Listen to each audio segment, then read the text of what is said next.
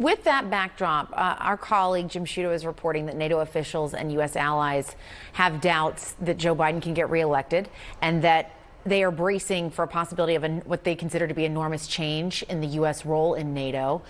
If Trump is reelected, will he reduce the U.S. role in NATO? He has said he's made a lot of passing comments about it, said that if countries in Europe aren't paying their fair share, that Putin can do whatever they want to them, things like that. How do you think that these domestic politics could potentially affect the global stage?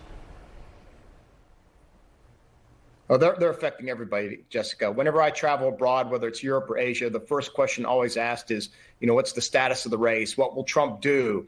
How does he look upon our country, this alliance, whatever the case may be? And those fears have only grown exponentially here in the last few weeks. And, we wake up this morning, we see new polls saying that states that were in a lean Democratic bucket are now toss-ups, and ones that were likely Democratic are now leans. And they see they see the momentum. They see Joe Biden's disastrous debate, and they're bracing for what may come. And look, if you are to believe what President Trump says, he says he will not support Ukraine. He has threatened in the past to withdraw from NATO, and he can do any number of other things. And of course, that's just our European allies.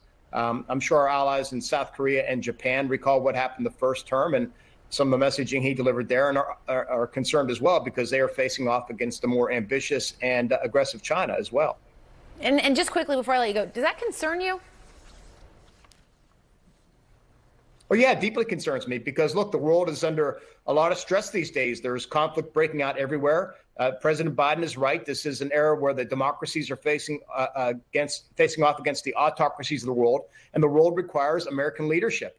And if we don't lead, that vacuum will be filled by somebody else, and we don't want it filled by China or Russia.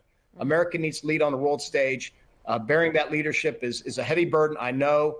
But it's very important if we want to maintain a stable, prosperous global order, one that is based on our values and interests, much like we have the last 75 years for the next 75 years going forward. Yeah, there's a lot at stake.